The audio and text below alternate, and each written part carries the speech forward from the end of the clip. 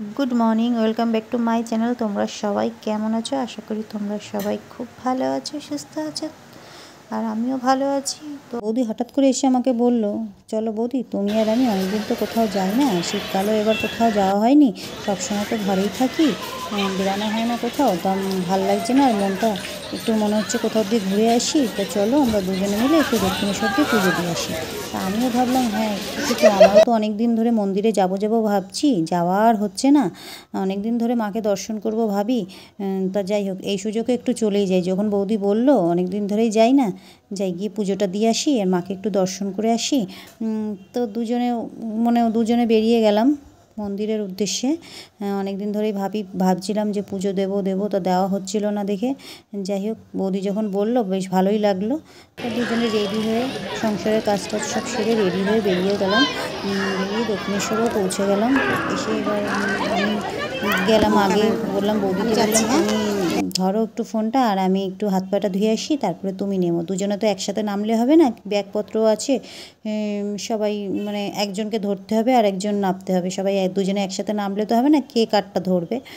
তাই আমি বোতল জলের গঙ্গার জল নেবো দেখে বোতল নিয়ে গেছিলাম ব্যাগে করে, তাই বোতলগুলো নিয়ে আমি নেমে গেলাম। নেমে আমি জল ভরলাম, হাত পা ধুলাম, মা গঙ্গাকে প্রণাম করলাম।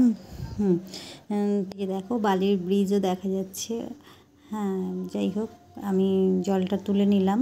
আর এখানে জানো তো একজন না ভরে পড়েছিল, মানে মন্দিরে আমরা পুজো দেওয়া হয়ে গেছে, প্রচুর লাইন ছিল, প্রচুর ভিড় ছিল, তা একটা লাইন একটু ফাঁকা ছিল, তা মন্দির থেকে পুরোহিত বেরিয়ে এসে বলল যে এই লাইনটা ফাঁকা আছে, সবাই এই লাইনটায় আসো, তাড়াতাড়ি মন্দির বন্ধ হয়ে যাবে। তো মন্দির বন্ধ হওয়ার ঠিক আগেই আমরা পুজো দিতে পেরেছি।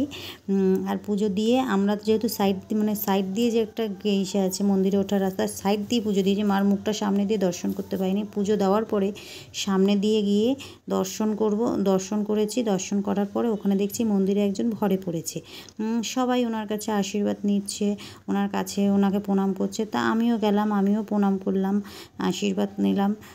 গঙ্গায় নামতে গিয়ে পা স্লিপ কেটে গেছিলো, প্রায় পড়ে যাচ্ছিলাম, কিন্তু নিজেকে সামলে নিয়েছি, যাক পড়িনি, পড়লে কী অবস্থাটা হতো, কারণ আমি তো জামা কাপড় নিয়ে যাইনি যে স্নান করব, সেই উদ্দেশ্যে তো যাইনি, বাড়ি থেকে স্নান করেই গেছি। তাই জন্য তাহলে ভিজে যেতাম পুরো, কী অবস্থা হতো।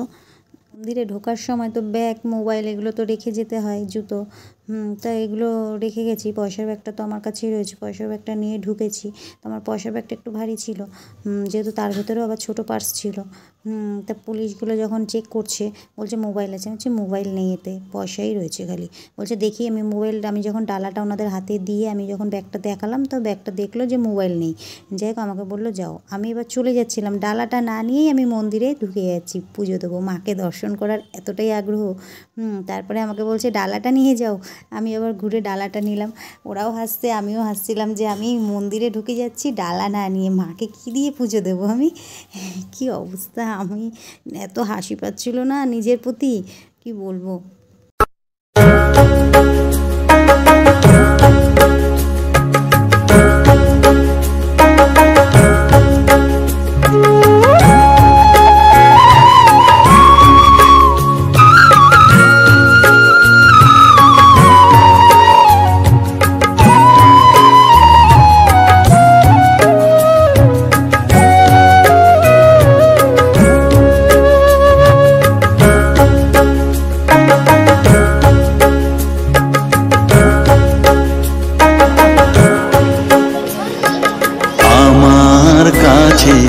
থাকমা কিছুক্ষণ,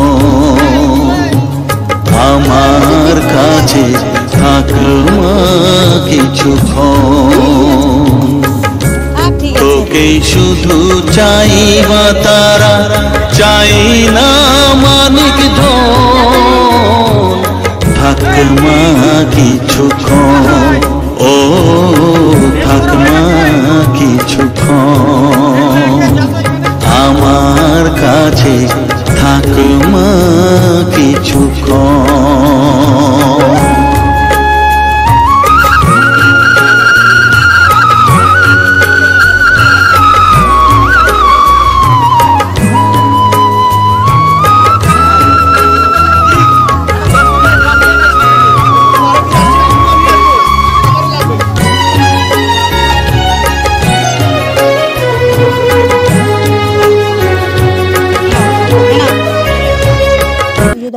গেছে। তাহলে এখন সকাল থেকে যেহেতু কিছু খাইনি তাই খিদে পেয়েছে, তাই বৌদি আর আমি চলে গেলাম পরোটা খেতে।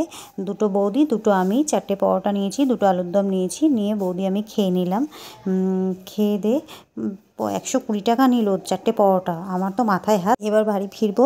ভিডিওটা কেমন লাগলো কমেন্ট করে জানিও, লাইক কমেন্ট শেয়ার করে চ্যানেলটা সাবস্ক্রাইব করে দিও। দেখা হচ্ছে পরের ভিডিওতে, টাটা।